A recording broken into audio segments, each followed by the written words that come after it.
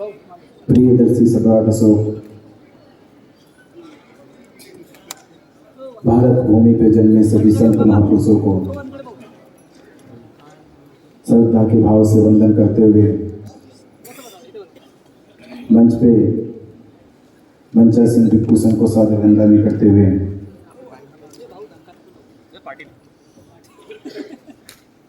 और आप सभी धर्म उपासक उपासिकाएं आपको साधुवाद, धन्यवाद, जय भीम, नमो बुद्धाय करते हुए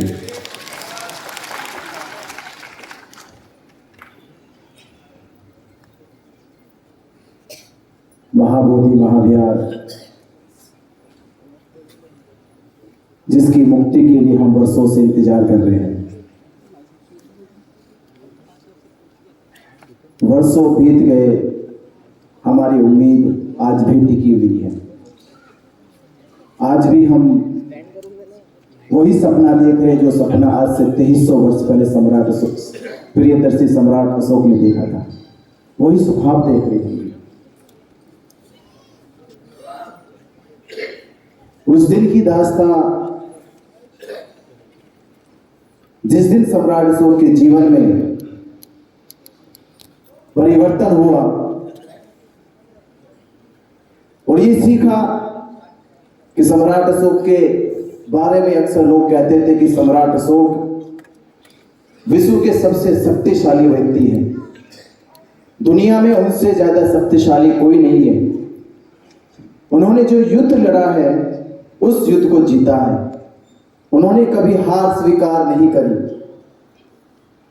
जीवन में सैकड़ों युद्ध लड़े, सैकड़ों युद्ध जीते। इतने ताकतवर होने के बाद भी कलिंग युद्ध में तलवार गिरा दी, तलवार छोड़ी और बुद्ध के धम्म के सामने नतमस्तक हुए, वंदन किया और ये कहा कि दुनिया में अगर कोई सबसे शक्तिशाली है वो तथागत बुद्ध का धम्म है। मैं शक्तिशाली नहीं हूं, शासन शक्तिशाली नहीं है। संसार में कोई शासन शक्तिशाली है तो बुद्ध का शासन शक्तिशाली है। हम उसी महाबोधि महाविहार की लड़ाई लड़ रहे हैं जहां पर सिद्धार्थ गौतम के जीवन में एक बड़ा परिवर्तन हो गया। वो परिवर्तन हुआ जिसने बुद्ध बनकर युग परिवर्तन कर दिया। ऐसा युग परिवर्तन हुआ कि आज तक उस युग परिवर्तन की नींव में बौद्ध भिक्षु खड़ा होकर संसार को मार्गदर्शन दे रहा है। विरासत संस्कृति की लड़ाई में बाबा साहब डॉक्टर अंबेडकर जी की धम्म दीक्षा पर बाबा साहब डॉक्टर अंबेडकर जी दीक्षा लेते इस नागपुर की पावन धरती से। जिस धर्म को समझने के लिए उन्हें वर्षों लगे, उसमें एक लाइन कह रहा हूं मैं कि लूटी संस्कृति हमारी दासहीन बनाया था। ये भारत इतिहास के परिप्रेक्ष्य में मैं कह रहा हूं आपसे कि भारत के इतिहास में बौद्धों की संस्कृति को लूटा कैसे गया, कि लूटी संस्कृति हमारी दासहीन बनाया था। बहू बेटी और बच्चों को घर के बाहर जलाया था। आंखों से टपके आंसू कोई फरियाद सुनना पाया था। होता रहा शोषण हमारा, कोई अल्लाह ईश्वर देवी देवता भगवान ना आया था। और लिया जन्म भीम ने जगत में पढ़ लिख कर अनूठा ज्ञान पाया था। तोड़ मनवादी जंजीरों को देश के शोषित पीड़ित समाज को आजाद कराया था। ये बाबा साहब डॉक्टर अंबेडकर जी ने नागपुर की धरती पर जब दीक्षा ली तब पता चला कि हमारी कोई संस्कृति है, हमारी कोई सभ्यता है, हमारे भी जीने का आधार है। मनुष्य की पहचान इस आधार पर नहीं की जा सकती कि वह मनुष्य कितना धनवान है।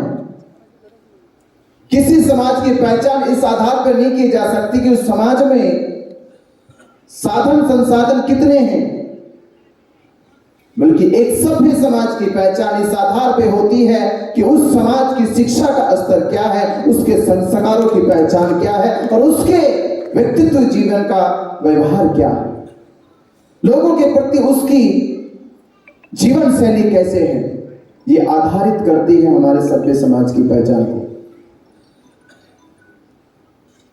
मैं जो कुछ कह रहा हूं उस पीड़ा को कह रहा हूं, जो पीड़ा आज तक समाज के सामने है। हमारे गुरु संत नायक जी ने कहा कि पहले भी आंदोलन हुए, लगातार 134 साल से आंदोलन जारी है और 134 साल में अगर आप इसके और इतिहास को देखोगे तो 1600 ईस्वी से ये चर्चा में आना शुरू हुआ था। इस आंदोलन को समझाने के लिए क्यों 134 साल तक हम संघर्ष कर रहे हैं, एक छोटी सी कहानी है। उत्तराखंड में एक हंस और हंसनी रहते थे। एक दिन हंसनी हंस से कहने लगी कि जीवन बीत गया, हर साल उत्तराखंड में ही साल गुजर जाता है, मन में कहीं ना कहीं और घूमने की जिज्ञासा इच्छा पैदा होती है। इस मई के महीने में उत्तराखंड से कहीं और बाहर चलते हैं। तो हंस ने हंसनी की बात को स्वीकार किया और मई के महीने में हंस हंसनी को लेकर राजस्थान चले गए। मई के महीने में राजस्थान की आग उगलती, वो रेत, वो रेगिस्तान, जहां दूर दूर तक गर्मी, गर्म हवाएं, पेड़ झरने नजर नहीं आते थे। गर्म आसमान में गर्म हवाओं के बीच में जब उड़ रहे थे, गर्मी से लथपथ, हंसनी कहती हंस से कि ये हमने निर्णय गलत लिया उत्तराखंड को छोड़ के, इससे अच्छा तो जीवन में ही था। गर्मी लगती तो गंगा में जाके स्नान कर लेते थे, पेड़ों की ठंडी ठंडी हवाएं आती थी, पर यहां तो पेड़ नजर नहीं आते। दूर दूर तक देखते हैं कहीं पेड़, कहीं पौधे, कहीं जंगल नजर नहीं आता, जहां तक देखते वहां तक गर्म रेत है। दूर कहीं एक बबूल का पेड़ नजर आया। बबूल के पेड़ पे दोनों जाकर बैठ गए। तो हंसनी कह रही थी कि मेरी जहां तक नजर जाती है, जहां तक मैं देखती हूं, वहां वहां मुझे ये गर्म हवाएं दिखाई दे रही, गर्म रेत दिखाई दे रहा है। कहीं दूर तक भी मुझे कोई जंगल, कोई वन, नदी, तालाब, झरने नजर नहीं आते। लगता है कि इस धरती को, इस जमीन को किसी की नजर लग गई है। कुछ तो हुआ है। हंसनी की बात खत्म नहीं हुई थी कि उस पेड़ पे उल्लू बोल गया। उल्लू बोल गया और हंस के कान खड़े हो गए कि उत्तर मिल गया। जहां उल्लू बोल जाता है वहां समझो सत्यानाश हो जाता है। ये उल्लू बोल गया। तो हंस ने तुरंत जवाब दिया, बस इसी कारण हुआ। ये वही जड़ है जिसके कारण रेगिस्तान की मिट्टी आग उगल रही है। ये वो उल्लू है।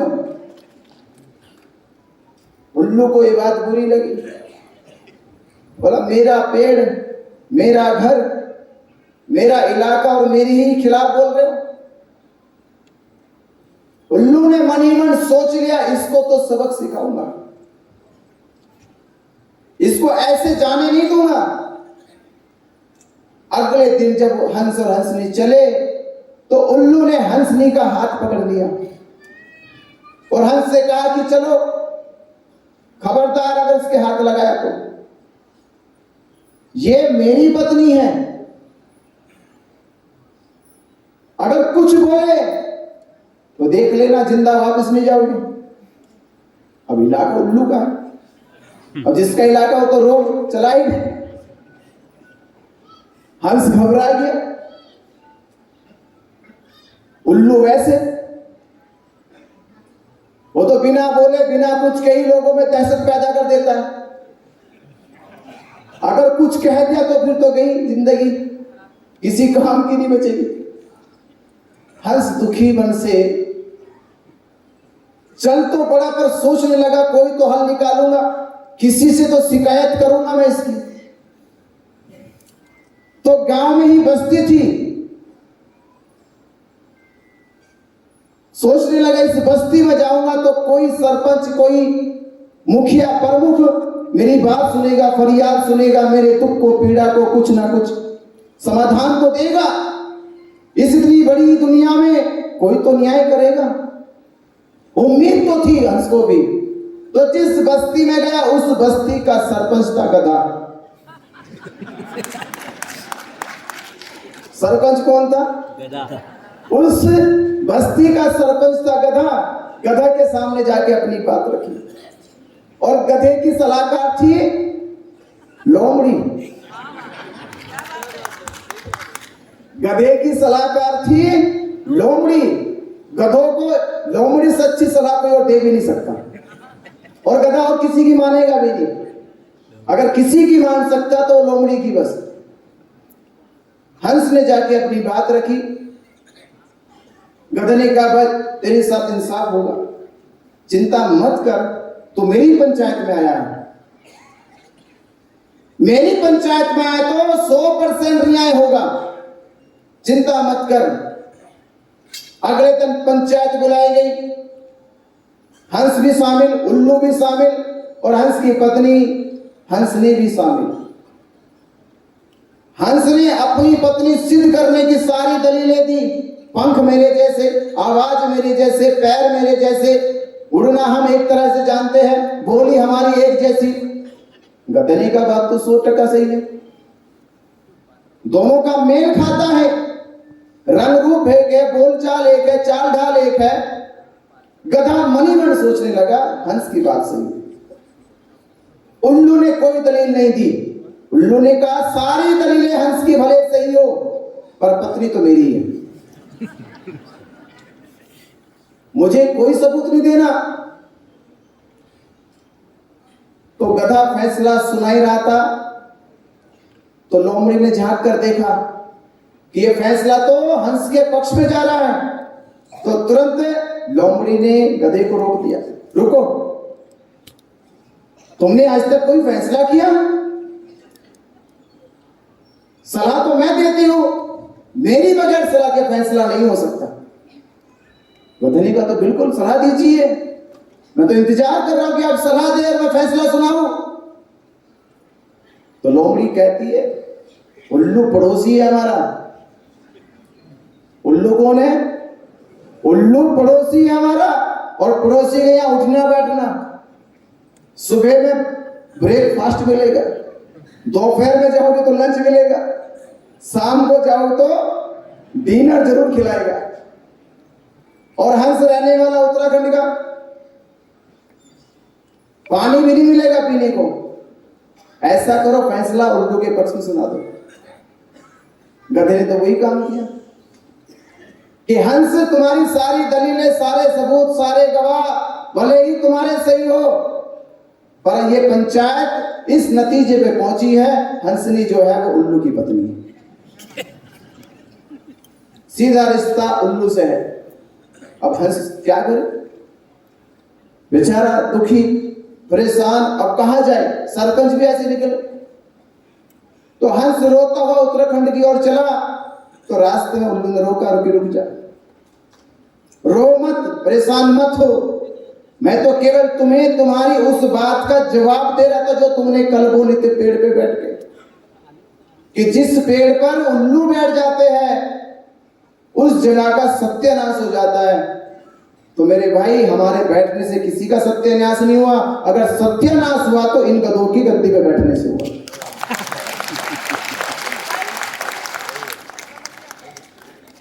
ये जो समाज के नेतृत्व की लड़ाई है, जब जब समाज बिना सूझबूझ के, बिना समझदारी के, बिना काबिलियत के जब नेतृत्व को चुनता है तो वैसे होते जैसे गधे, और वो समाज, वो देश, वो धरती वैसे सुनसान हो जाता है, रेगिस्तान की रेत हो जाता है, वो बंजर पड़ जाता है। वो इंतजार करता कि कब कोई आएगा, इसमें बीज डालेगा, इसकी सिंचाई करेगा, इसे सुनसान जमीन को फिर से हरा भरा करेगा। और 134 साल से समाज, 134 साल से महाबोधि महाविहार, और ये समाज के भीतर अब तक खुशहाली क्यों नहीं आई, ये समाज तलाश कर रहा है।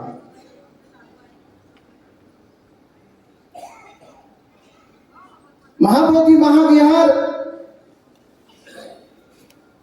क्यों मुक्ति की लड़ाई लड़ रहे हैं हम लोग, इसे समझने के लिए बाबा साहब डॉक्टर अंबेडकर जी के एक सामाजिक परिवर्तन को समझना होगा कि बाबा साहब अंबेडकर जी कहते हैं कि मैं भारत को बौद्ध में देखना चाहता हूं। ऐसा सपना था सम्राट अशोक का। ये साकार कैसे होगा? तो साकार करने के लिए आपको धर्म स्थलों को स्थापित करना होगा। धर्म स्थल हमारे पास नहीं है, दुनिया भर के मुसलमानों के पास उनका धार्मिक स्थल मक्का मदीना है। इसलिए दुनिया भर में इस्लाम धर्म का प्रचार प्रसार तेज गति से होता है, कोई रुकावट नहीं, कोई बाधा नहीं। ईसाई धर्म दुनिया में इसलिए गति से गतिमान हो गया, ईसाइयों के पास यरूशलेम वेटिकन सिटी का चर्च है, उनके नीति निर्देशन पे उसमें काम किया जाता है, गैर ईसाइयों की सलाह नहीं ली जाती। हिंदुओं की संस्थाओं में हिंदू पुजारी है, उनके आचार्य है, पर इस दुनिया में इकलौते बुद्धिस्ट हो गए, ये बौद्ध समाज है। और भारत में, जहां भारत की पहचान बुद्ध से, मैं अक्सर कहा करता हूं कि भारत में दो वीर, भारत के दो वीर बुद्ध और महावीर भारत की एक अलौकिक पहचान है, एक अद्भुत पहचान है। ये अलौकिक और अद्भुत पहचान को बाबा साहब डॉक्टर अंबेडकर जी अपने सामाजिक परिवर्तन में कह रहे हैं कि मैं भारत को बौद्ध में देखना चाहता हूं। तो बौद्ध धर्म की जड़ कहां है? महाबोधि महाविहार। महाबोधि महाविहार में बौद्ध धर्म की जड़ें हैं, और जड़ों में लग गए हैं दीमक। क्या लगे जड़ों? और जिस पेड़ की जड़ों में दीमक लग जाए वो पेड़ हरा भरा नहीं होता, वो फल अच्छे नहीं दे सकता। एक सामाजिक परिवर्तन की लड़ाई में तो वर्षों पहले महाबोधि महाविहार की इस विराट विरासत में कुछ दीमक लग गई, और जब तक दीमक बाहर नहीं निकाली जाएगी तब तक भारत में बाबा साहब डॉक्टर अंबेडकर जी का जो सपना है भारत बौद्ध में बनने का, वो हमें नजर नहीं आएगा, वो पूरा नहीं होगा।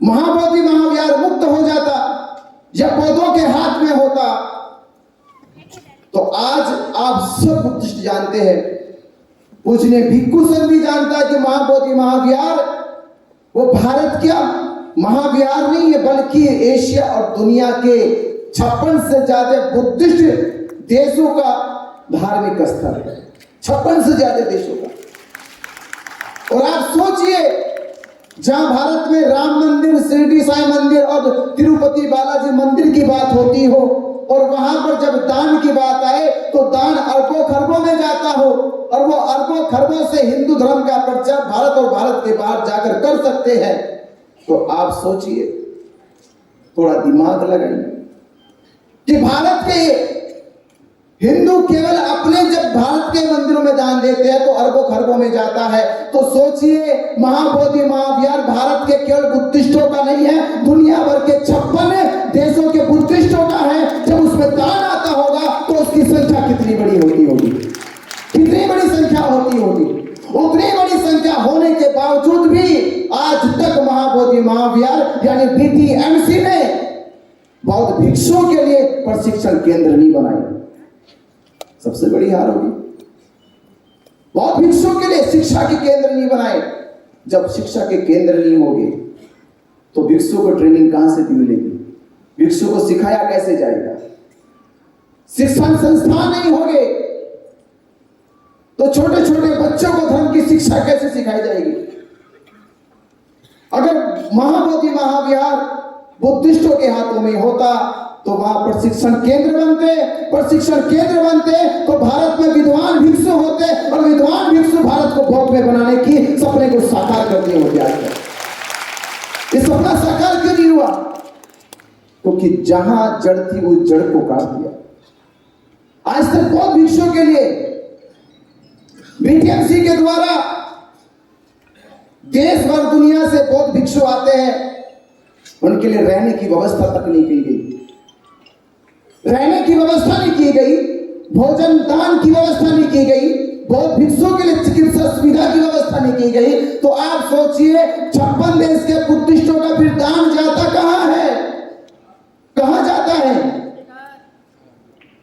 सेंटर में जाता है। दान कहां गया? वो दान गया उन्हीं के वो षड्यंत्रकारी प्रचार प्रसार में चला गया जो सदियों से बौद्ध धर्म को मिटाने की कोशिश कर रहे हैं। तो बाबा साहब अम्बेडकर जी जो सपना 1956 में देखते हैं आज वो साकार हो जाता अगर महाबोधि महाविहार बुद्धिस्टों के पास होता, आज साकार हो जाता सपना। तो सपने को साकार करने के लिए बाबा साहब डॉक्टर अम्बेडकर जी ने ये कहा था कि लूटी संस्कृति हमारी दासीन बनाया है, कि संस्कृति लूटने के बाद, विरासत छिन जाने के बाद, विरासत को दबा देने के बाद ही किसी समाज को लंबे समय तक गुलाम बनाया जा सकता है। हमारे पास पहचान ही नहीं रही, ना हमारे व्यक्तित्व की पहचान है, ना हमारे संस्कारों की पहचान रही, ना हमारे समाज की पहचान रही। विलुप्त समाज में हम खुशी ढूंढने की कोशिश कर रहे हैं। तो चंद दिनों की या चंद पलों की खुशी मिल भी जाएगी, पर एक सभ्य समाज की जो खुशी होती है, जो जीवन का ढंग होता है, जो जीवन की शैलियां होती है, वो हम कभी प्राप्त नहीं कर सकते जब तक महाबोधि महाविहार मुक्त नहीं हो जाता। महाबोधि महाविहार को बनाने का सपना किसने देखा? सम्राट अशोक ने देखा। सम्राट अशोक ने महाबोधि महाविहार को बनाने का सपना देखा। वो इसलिए देखा कि सिद्धार्थ का जीवन बदला है, यहां से संसार भर में रहने वाले सन्यासी साधु साधक जब बौद्ध गया की ओर देखेंगे तो सिद्धार्थ के जीवन से बुद्ध बनने से प्रेरणा लेंगे, और कोई भी प्रेरणा समाज की प्रगति का कारण बन जाती है। जब हम किसी के जीवन के परिवर्तन से प्रेरणा लेते हैं तो वह परिवर्तन की प्रेरणा हमारे लिए प्रगति की धारा बन जाती है, प्रवाह बन जाती है। तो महाबोधि महाविहार बुद्धिस्टों के पास होता तो आज भारत और भारत के साथ दुनिया वहां से प्रेरणा लेती और बौद्ध धर्म की प्रगति होती संसार भर में। और जो सपना हम भारत का देखते हैं वो सपना एक दिन दुनिया को बौद्ध में बनाने का देखते हैं, क्योंकि आज से 200 वर्ष पहले भारत को एक राइटर ने लिखा कि भारत जो है एक ऐसी धरती जहां पे अध्यात्म और संन्यास का जन्म हुआ। दुनिया में जितने भी देश है वहां नहीं जानते थे कि संन्यास क्या होता है, ग्रह त्याग क्या होता है। ग्रह त्याग की, संन्यास की और एक साधक की जो जीवन शैली है वो संसार को भारत से मिली है। भारत को विश्व गुरु कहते हैं। भारत में सिद्धार्थ जब बुद्ध बने उनको लाइट ऑफ एशिया कहते हैं। आप संकल्पना लगाइए, मन तोड़ाइए, अगर बाबा साहब अम्बेडकर जी के दीक्षा के बाद अगर महाबोधि महाविहार बुद्धिस्टों के पास होता तो सच में लाइट ऑफ एशिया नहीं, लाइट ऑफ वर्ल्ड बुद्धा हो जाते। तो उसको बचाने के लिए मैंने अपनी पिछली कुछ मीटिंगों में कहा था, यह बचाने की लड़ाई है। किस चीज से बचाने की? कि वहां पर महाबोधि महाविहार जहां संबोधि को देखा जाता है, जहां शांति को देखा जाता है, जहां बुद्ध की कल्याणकारी मैत्री भावना को देखा जाता है, वहां पर आज हम लोग पिंडदान देखते हैं, श्राद्ध देखते हैं, पिंडा प्राणी की रूढ़िवादी परंपराएं देखते हैं, अनुष्ठान देखते हैं, कर्मकांड देखते हैं। गई पिछली बुद्ध पूर्णिमा 12 मई को वहां पर शिवलिंग की पूजा करते हुए बिहार के राज्यपाल को देखते हैं। इससे बड़ी और हमारे शर्म की बात क्या होगी? ये क्यों देखा जा रहा है? इसका एक उदाहरण मैं आपको दे रहा हूं। जब मैं महाबोधि महाविहार में गया, ऐसा नहीं कि मुझसे पहले नहीं, बहुत गए, वहां गए और देख के वापस आए आ गए, इसका मतलब चेतना जगी नहीं थी। चेतना जब देखती है तो सवाल करती है, चेतना जगी हुई सवाल करती है। हमने देखा कि तो कुछ चंद पंडित पुरोहित बैठे हैं, पिंडदान कर रहे, श्राद्ध कर रहे, मरे हुए को भोजन ट्रांसफर कर रहे। हमने ये पूछा, केवल लड़ाई नहीं, झगड़ा नहीं, विवाद नहीं, फसाद नहीं, कि आपको ये कर्मकांड जिसका संबंध हिंदू धर्म से है, ये बौद्धों का महाविहार है, इसमें करने की अनुमति किसने दी? किसकी इजाजत से किया? ये किसने अनुमति दी आपको आने की? मैं तो इतना जानता था कि हिंदू धर्म की ये रूढ़िवादी परंपराएं, जिसको पिंडदान, श्राद्ध और पिंडापरा कहते हैं, वो सारी परंपराओं का जो प्रावधान है वो वहां से 15 किलोमीटर दूर मंदिर विष्णुपद में होता है। ये सारे अनुष्ठानों को, इन विधियों को पूरा करने के लिए विष्णुपद मंदिर जाना पड़ता है, और तुम वहां छोड़कर यहां चले आए। इसकी इजाजत तुम्हें किसने दी? किसकी अनुमति से आए? और क्या आधार है महाबोधि महाविहार में ये पिंडे प्राणी का? क्योंकि बुद्ध ने तो मुक्ति का रास्ता तब दिया था संसार को, जब संसार कह रहा था कि मरने के बाद मोक्ष मिलेगा, मरने के बाद मुक्ति मिलेगी। तथागत बुद्ध वो थे कि बुद्ध ने कहा था, मैं तुम्हें मरने भी नहीं दूंगा पर मुक्ति दिला के भी दूंगा। मरने नहीं दूंगा, जीते जी दिलाऊंगा, संसार में रहते रहे दिलाऊंगा। पर आज उसी जगह से उनको इजाजत किसने दी कि वो श्राद्ध कर सके? इतना सा सवाल पूछा और इतने से सवाल का असर इतना बड़ा हुआ, इतना बड़ा असर हुआ कि उन्होंने एकजुटता संगठन बनाना शुरू कर दिया, सरकार पे दबाव बनाना शुरू कर दिया। सरकार ने तीसरे दिन वहां पर सीसीटीवी कैमरे, मोबाइल जो हमारे कैमरे होते, वीडियोग्राफी कैमरे और मोबाइल फोन पे प्रतिबंध लगा दिया, नहीं ले जा सकते। क्यों नहीं ले जा सकते? इसका मतलब यह कि चोरी पकड़ी गई आपकी, धोखाधड़ी पकड़ी गई आपकी, कि बौद्धों के साथ एक लंबे समय से कैसे इनकी आस्था के साथ खिलवाड़ हो रहा है। ये देश और दुनिया ने देख लिया। ये कोई जुर्म था नहीं तो? अगर ये दिखाना जुर्म था तो फिर करने वाला जुर्मी है। क्योंकि महाबोधि महाविहार में जहां दुनिया भर से साधक आते हैं बुद्ध को वंदन करने के लिए, वहां इस तरह का ढोंग पाखंड क्यों किया जा रहा था? और मैं तो मनी मन सोच रहा था तब कि जब ये केवल मेरे पूछने से हुआ इतना, तो हम अगर ये 1949 से लगातार जाकर पूछते तो आप सोचिए इसका असर क्या होता। अगर रोज पूछा जाता, रोज कहा जाता किसकी इजाजत से आए हो, किसने आने की अनुमति दी है, महाबोधि महाविहार बुद्धिस्टों का है, हिंदू धर्म के संस्कारों को कर्मकांड करने की तुम्हें किसने अनुमति दी है, अगर ये रोज पूछा जाता तो आप सोचिए इसका असर ये होता कि बेटी एक्ट तो बाद में रद्द होता, पहले वो छोड़कर भाग चले जाते, वो छोड़ जाते, क्योंकि जवाब उनके पास नहीं था। सवाल तो थे हमारे पास पर जवाब नहीं था।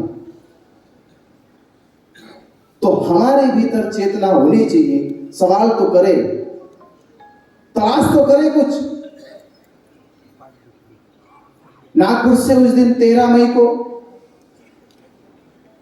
जो दम फांसी का थी, वो जो बिहार में गई, उनके सामने वो जय श्री राम जय हनुमान के नारे लगा रहे थे, इन्होंने विरोध किया, इनको सुनाई दिया ना कुछ कि कुछ गलत हो रहा है, ये बर्दाश्त के बाहर है।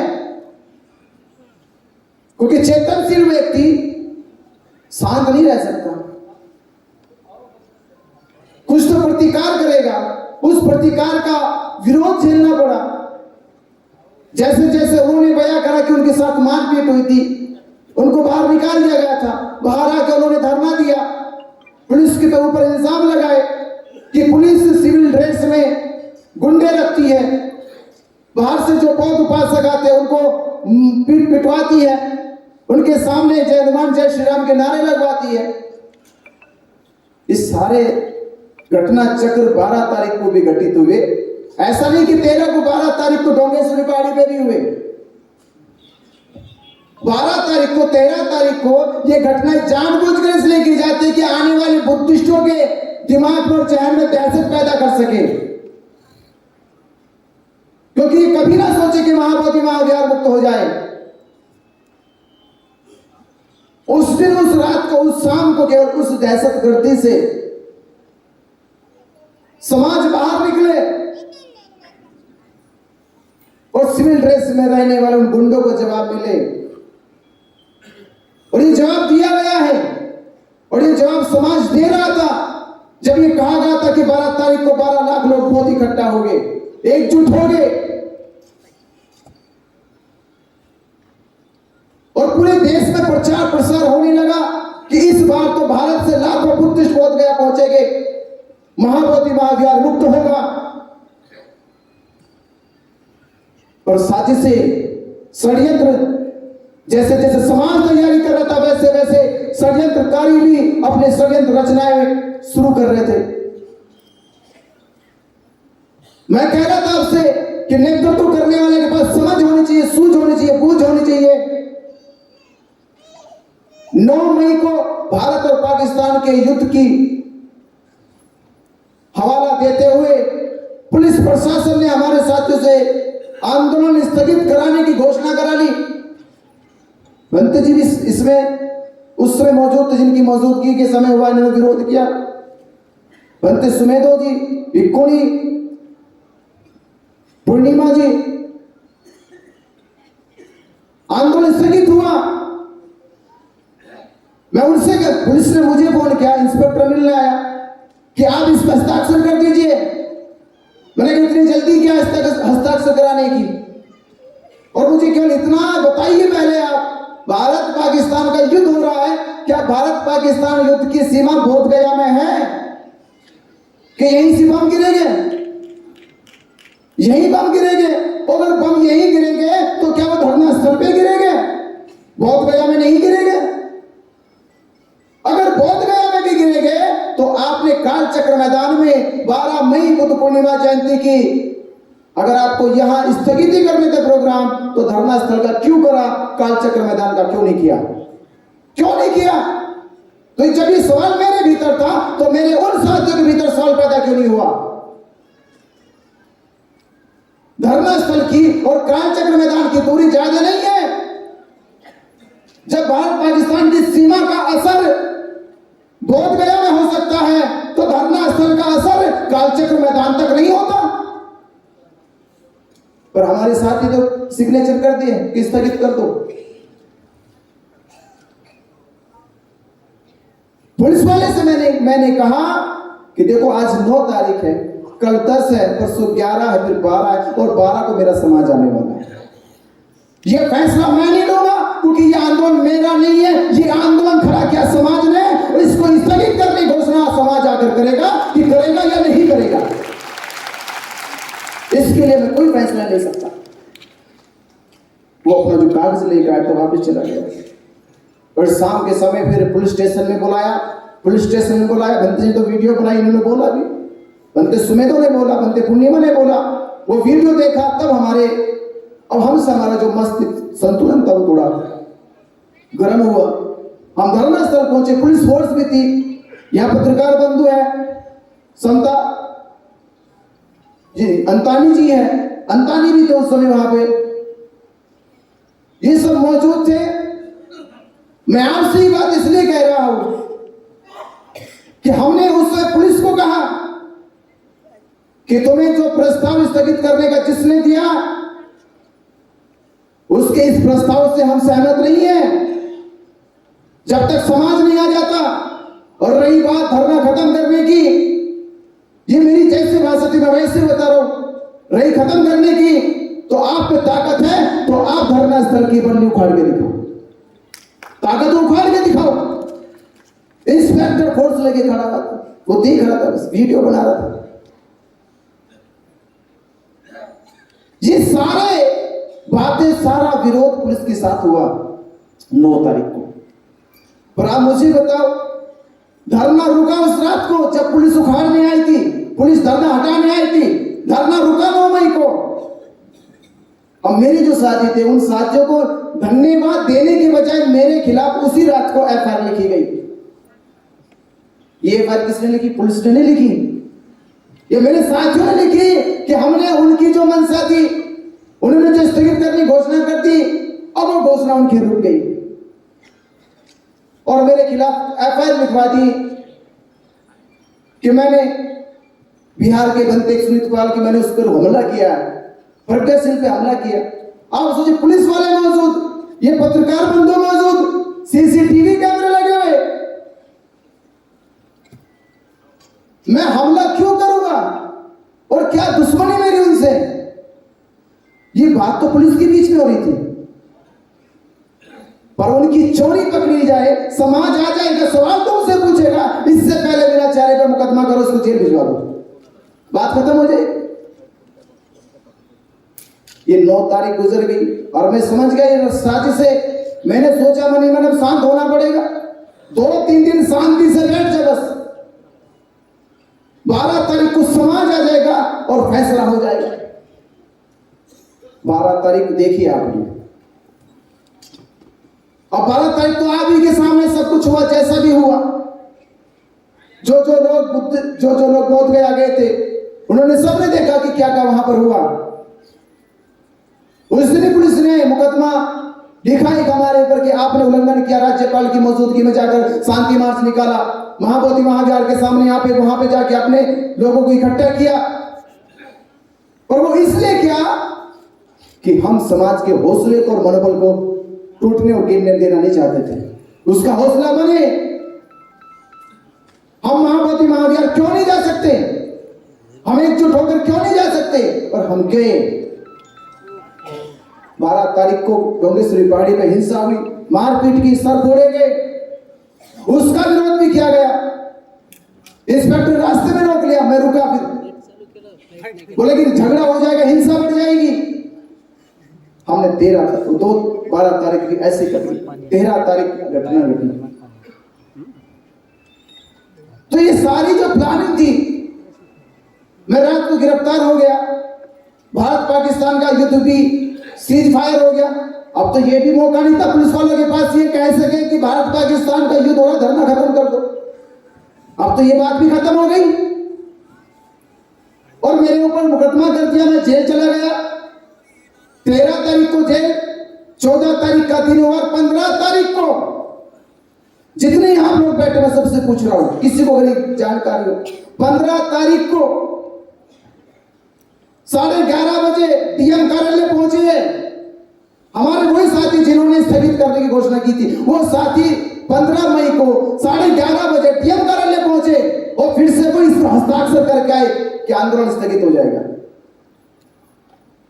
क्या ये बात आपको बताई गई थी 15 तारीख को? ये बात मालूम हुई आपको किसी वीडियो के द्वारा? कोई सूचना प्राप्त हुई? जब सूचना प्राप्त नहीं हुई, आपको जानकारी प्राप्त नहीं हुई, आपको तो लगता होगा ये अचानक हो गया। पूछना जो साथी कि 15 मई को 11:30 बजे डीएम कार्यालय में क्या करने गए थे? वो चिट्ठी लिखाई गई और कहा गया कि आज रात के 12 बजे धरना खत्म कर दिया जाएगा।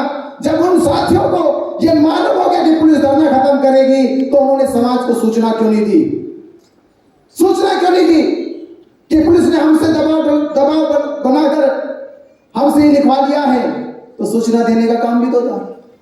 जब सहयोग मांगने की सूचना दी जा सकती है, दान मांगने की सूचना दी जा सकती है, तो धरना खत्म हो रहा है, इसकी सूचना क्यों नहीं दी गई? ये सूचना दी जानी चाहिए थी। और उनकी नजरों में हवा ही था, तो मैं तो जेल चला गया, तुम्हारी मौजूदगी में धरना खत्म क्यों हो गया? ये सवाल कौन पूछेगा? मेरी मौजूदगी में भारत पाकिस्तान युद्ध हो रहा था, उसकी सुरक्षा के बाद भी मैंने धरना खत्म होने नहीं दिया। मेरी मौजूदगी का असर इतना था, मेरी मौजूदगी का असर इतना था। मेरे जाने के बाद तुम्हारी मौजूदगी का असर क्या था? क्यों खत्म हो गया? क्यों नहीं रोका गया? और जवाब ना बने, उन्हें सवालों के जवाब ना देना पड़े। जितने दिन मैं जेल में रहा, उतने दिन मेरे पे हमला करते रहे, हर रोज मेरे खिलाफ, और आज भी मेरे खिलाफ। कुछ तो नैतिकता होनी चाहिए। मैं तो हैरान था, जब मैं बाहर निकल के आया था, मुझे टेलीफोन आने लगे। जितने फोन आ रहे थे, उतने लोग रोते रोते बात कर रहे थे, फोन पे रोते रोते बात कर रहे थे कि आवाज सुनने के लिए इतने दिन लग गए, इतने दिन लग गए, इतने दिन लग गए। तो मैं सोच रहा, मेरे भिक्खु संघ यानी मेरे गुरु का भी, जिन्होंने मुझे चीवर दिया, उनका दिल नहीं पसीजा, उनको रहम नहीं है मेरे ऊपर, दया नहीं है बिल्कुल भी। और लगातार मेरे खिलाफ, मेरे ऊपर, मेरे चरित्र के ऊपर, मेरे मनोबल के ऊपर हमला करते रहे।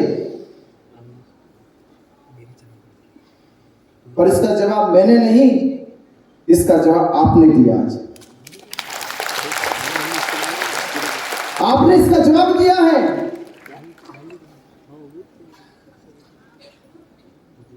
तो ये बात 2 दिन से एक बात और चल रही है, बाहर बैनर था कि एक हो जाओ, एक हो जाओ। 3 कमेटी, 3 संगठन के लोग अलग अलग मिले। मैंने उनसे कह दिया, मुझसे जो भी उम्मीद होगी, जो भी अपेक्षा मुझसे कर रहे हो, मेरा जवाब मांगे बगैर जो तुम सोच रहे हो वही कर लो। मेरा जवाब मांगे बगैर जो तुम सोच रहे हो वही कर लो। मैं भूल जाऊंगा कि मेरे ऊपर जो हुआ, मैंने जो सहन किया, मेरी इस सहनशीलता के बाद भी अगर आंदोलन समाज की भावना को जोड़ा जा सकता है और महामोदी महाविहार एक साथ मिलकर बचाया जा सकता है, तो मेरी कोई पीड़ा नहीं, मेरा कोई दुख नहीं और मेरा कोई कष्ट नहीं।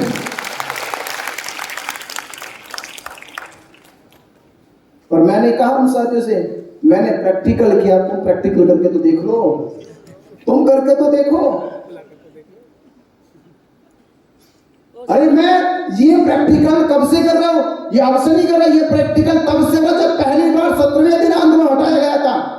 मैं तब से प्रयास कर रहा था कि समाज को जोड़ के काम करो, समाज को यूनाइटेड करके काम करो, पर कोई असर नहीं हुआ। आज तक भी असर नहीं हो रहा। तुम्हारा एक करने की, मैंने प्रैक्टिकल किया, तुम भी करके देख लो, करके तो देखो। तो मैं वही कह रहा हूं कि आंदोलन बड़ी सूझबूझ के साथ होता है, समझदारी के साथ होता है और साहस के साथ होता है, डर के साथ नहीं होता। जैसे कहानी में कहता हूं, एक कबीला था, उस कबीले के ऊपर एक बहुत ही क्रूर राजा बार बार हमला करता था, उसकी संपत्ति को, उसके धन को छीन के लेके चला जाता था। उस कबीले के सारे लोग परेशान हो गए, कैसे जिए, जीना दुश्वार हो गया। जो किसान खेती से आती फसलें वो लूट ले जाता है, जो मेहनत करके धन इकट्ठा करते हो धन लूट ले जाता है। खाने को राशन नहीं, रहन सहन को कोई अच्छे घर नहीं, जीना जब दुश्वार हो गया उनका, एक दिन उन्होंने मीटिंग बुलाई और कहा कि भाई ऐसे घुट घुट के मरने से अच्छा है बहादुर की मौत मर जाते हैं, युद्ध करते हैं। चलो राजा ने अपने सैनिकों को कहा, गांव वालों का, कबीले वालों कहा।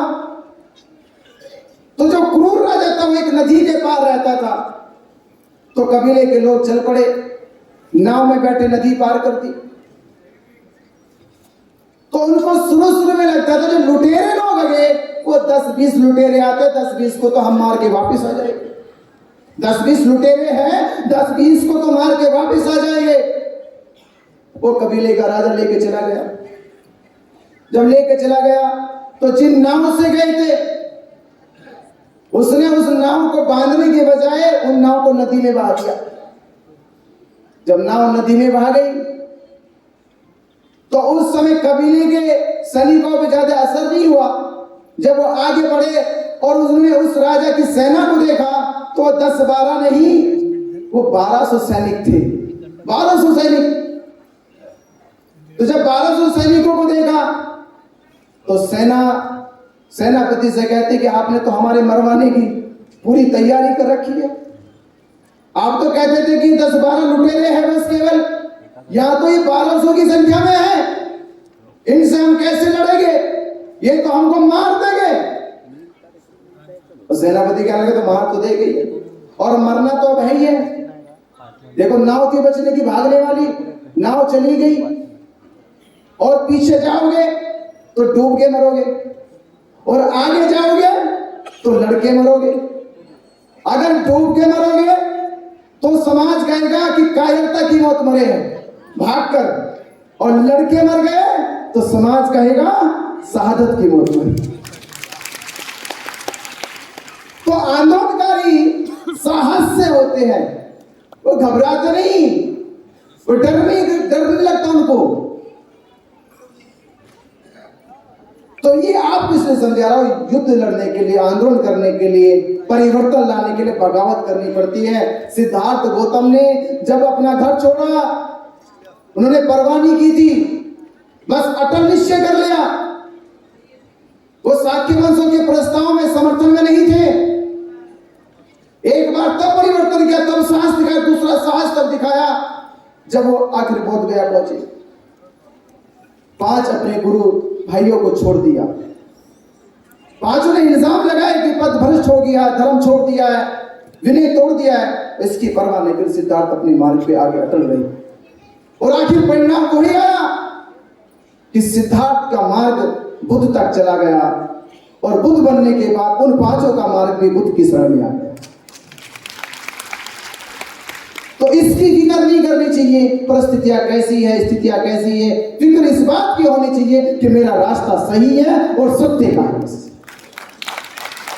तो जब सही होकर सत्य का रास्ता होगा तो मुसीबतें तो होगी, पर परिवर्तन एक दिन जरूर होगा। मुसीबतें भले हो, परिवर्तन एक दिन जरूर होगा। और मुझे आशा और उम्मीद लगती है जिस तरह से देश भर में आंदोलन समाज के बीच में पहुंचा, और सुप्रीम कोर्ट की हमारी कानूनी लड़ाई भी मुझे लगता है कि वो धीरे धीरे वो भी मजबूत होगी, क्योंकि वहां भी समझ में आ गया। वहां का आधार ये है कि पहले उन लोगों ने ये सिद्ध करने की कोशिश करी, सिद्ध क्या कि उन्होंने ये आधार बना रखा कि बुद्ध विष्णु के अवतार है। हमें पहले ये खारिज कर देना, बस कोर्ट में कुछ नहीं करना, कोर्ट में केवल ये खारिज करा देना है, ये सिद्ध कर देना है कि बुद्ध विष्णु के अवतार नहीं है, तो हम उसका 90% केस जीत जाएंगे। केवल ये सिद्ध कर देना है कि कोर्ट में बुद्ध विष्णु के अवतार नहीं है। और दूसरी लड़ाई समाज जो लड़ रहा है, आप एक जजमेंट सुप्रीम कोर्ट का जो राम मंदिर के पक्ष में आया था, सुप्रीम कोर्ट ने फैसला सुनाते समय ये आधार खारिज कर दिया कि ये मामला मंदिर और मस्जिद का है, बल्कि ये कहा कि ये मामला भारत के करोड़ों हिंदू की आस्था का है, और आस्था के आधार पे हिंदुओं के बहुमत को देखते हुए, हिंदुओं के समर्थन को देखते हुए, हिंदुओं की एकजुटता को देखते हुए सुप्रीम कोर्ट ने बिना सबूत बिना गवाहों के फैसला हिंदुओं के पक्ष में सुना दिया। अब यही काम हमको करना है कि भारत के बुद्धिस्ट बहुजन समाज और अम्बेडकरवादी लोगों को हमें जागरूक करना है कि बीटी एक्ट क्या है, महाबोधि महाविहार बौद्धों को क्यों मिलना चाहिए, 134 साल से महाबोधि महाविहार को मुक्ति के लिए जो आंदोलन चलाया जा रहा है वो आंदोलन अब तक सफल क्यों नहीं हुआ, भारत बौद्ध में कब बनेगा, ये सारी बातों को लेकर लेकर हमें समाज के बीच में जाकर समाज को जागरूक करना है। और जब समाज जागरूक हो जाएगा तो समाज को एकजुट करके हम सुप्रीम कोर्ट के सामने जाकर कहेंगे कि यह मामला अब बुद्ध विहार और सरकार के बीच का नहीं है, यह मामला भारत के करोड़ों बुद्धिस्टों की आस्था का है। ये भारत के करोड़ों बुद्धिस्टों की आस्था का है। तो हमारी संख्या कौन सी करोड़ों से कम है? कम है क्या? हम ही तो करोड़ ही है। तो जब करोड़ों बुद्धिस्टों की आस्था का हवाला आधार बनाया जाएगा तो फिर से सुप्रीम कोर्ट के उसी जजमेंट को दोहराया जाएगा। तो हमें लड़ाई नजदीक तक जा रही है, कानूनी तौर पे नजदीक तक है, सामाजिक तौर पे नजदीक तक है, और सरकार पे भी दबाव बनाने की पूरी कोशिश की जा रही है। हलचल है तभी तो 25 लोगों की कमेटी बना दी गई। 25 लोगों की एडवाइजरी बोर्ड क्यों बनाया गया? हमारे समाज को बेवकूफ बनाने के लिए। हम बन गए बेवकूफ। उसमें अलग से 10 देशों के लोगों को रखा गया। भारत में से केवल 4, वो भी एक दलाई लामा जी है, 3 और लोग हैं, और 11 लोग सरकार के हैं। ऐसे कुल मिला के 25 लोगों की कमेटी बनाई गई। पर अंबेडकरवादी बुद्धिस्टों को नहीं रखा गया। बाबा साहब डॉक्टर अंबेडकर जी की संस्था भारतीय बौद्ध महासभा, जो भारत के कोने कोने में है, बाबा साहब अंबेडकर जी के समय से बौद्ध धर्म का प्रचार प्रसार कर रही है। अगर सरकार की मंशा सही होती, अगर वो निष्पक्ष फैसला कहती, अगर ये कमेटी में भी किसी को रखना होता तो कम से कम भारतीय बौद्ध महासभा के कुछ पदाधिकारियों को तो रखते। ये तो कहती संस्था के लोग हैं। तो आप सोचिए, अगर वो एक दिन महाबोधि महाविहार मुक्त भी कर देंगे, क्या वो बुद्धिस्टों को मिलेगा? कौन से बुद्धिस्टों को? कौन से बुद्धिस्टों को? जिनका इतिहास है, जो इतिहास की लड़ाई बाबा साहब डॉक्टर अंबेडकर जी के बताने से लड़ रहे हैं इस देश में। आपको सूझबूझ से लड़ना होगा लड़ाई। ऐतिहासिक लड़ाई का अर्थ होता है जब इतिहास को जान के लड़ी जाए, भावुक होकर नहीं, अंधश्रद्धा में नहीं, तरक्की की कसौटी में लड़नी होती है। तो मैं आपसे बस इतनी गुजारिश निवेदन कर रहा हूं कि महाबोधि महाविहार मुक्ति का आंदोलन ये देश में इतनी तेज गति से खड़ा हो गया है, इतनी मजबूती से खड़ा हो गया है कि जो काम हम लोग 134 साल में नहीं कर पाए, कि घर घर जगा नहीं पाए, मुझे लगता है कि चंद इन 6 महीनों में महाबोधि महाविहार मुक्ति आंदोलन को देश का पूरा बहुजन समाज, पूरा बुद्धिस्ट समाज, अम्बेडकर समाज जान गया है कि महाबोधि महाविहार बुद्धिस्टों को मिलना चाहिए। और बुद्धिस्ट ही नहीं, और संप्रदाय के लोग भी जान गए, और अल्पसंख्यक के लोग भी जान गए।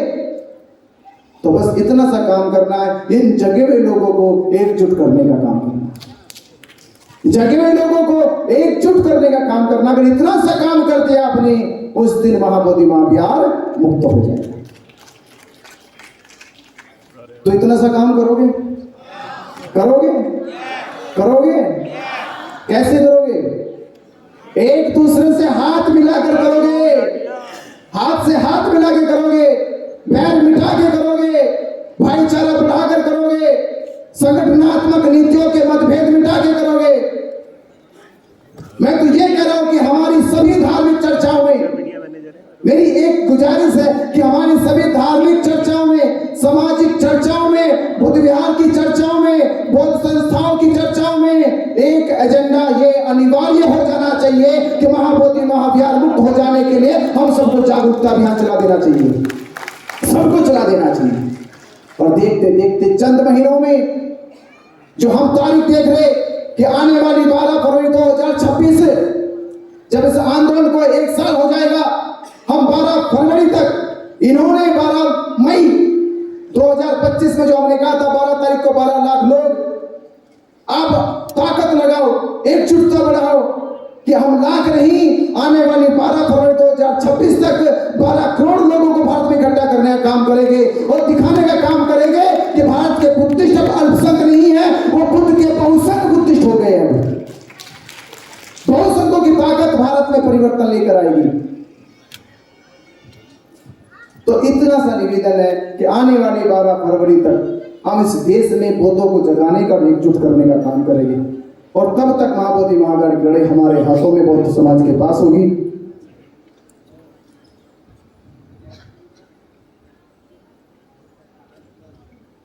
हाँ, और एक तारीख खास घोषणा ये कि इसी अभियान को, ये जागरूकता और एकजुटता के अभियान को महाबोधि महावीर मुक्ति के आंदोलन के जन समर्थन में धम्म ध्वज यात्रा के माध्यम से समाज में जाकर धम्म संवाद करने का रथ यात्रा जो कल 17 तारीख से दीक्षा भूमि नागपुर से शुरू होने वाली है। मेरा निवेदन गुजारिश है, विनती है कि आप लोग वहां पहुंचकर अपने इस धम्म परिवर्तन यात्रा को, महाबोधि महावीर मुक्ति आंदोलन को मजबूत करने के लिए कल 17 तारीख को पहुंचे और महाराष्ट्र के हर एक जिले में जाकर यह संवाद किया जाएगा, बीटी एक्ट क्या है, महाबोधि महावीर मुक्त क्यों होना चाहिए, 134 साल से यह आंदोलन चल रहा है, सफलता क्यों नहीं मिली है। इन सारे विषयों पे महाराष्ट्र के साथ साथ फिर छत्तीसगढ़, झारखंड, बिहार, उत्तर प्रदेश, हरियाणा, पंजाब और राजस्थान, गुजरात में जाकर ये रथ यात्रा चलाई जाएगी और 12 फरवरी तक करोड़ों बुद्धिस्टों को एकजुट किया जाएगा।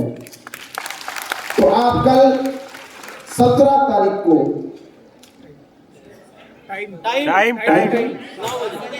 सुबह 7 बजे बेटा उठेगी भी नहीं सोएगा।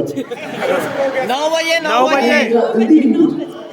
सुबह 9 बजे 9 बजे 9 9 बजे हाँ 9 बजे हाँ 9 बजे हाथ उठाओ, कितने आएंगे? सभी 9 बजे। ये कह रहे कि समाज अब सो नहीं रहा, जग गया है, जल्दी आ जाए। ये बताओ सोए में कितने? हाथ खड़े तो सोए में कितने? जो सोए में है वो 9 बजे आना और जो जगे हुए हैं वो 7 बजे आ जाओ। तो जगे हुए हो, सब जगे हुए तो 7 बजे आ जाओ कल दीक्षा भूमि में। वहीं मिलते हैं और वहीं से आगाज शुरू करते हैं महाबोधि महावीर मुक्ति आंदोलन के समझबूती का और सफलता का। आपने मेरी बात को ध्यानपूर्वक सुना, आपका बहुत बहुत आभार, धन्यवाद। नमो बुद्धाय।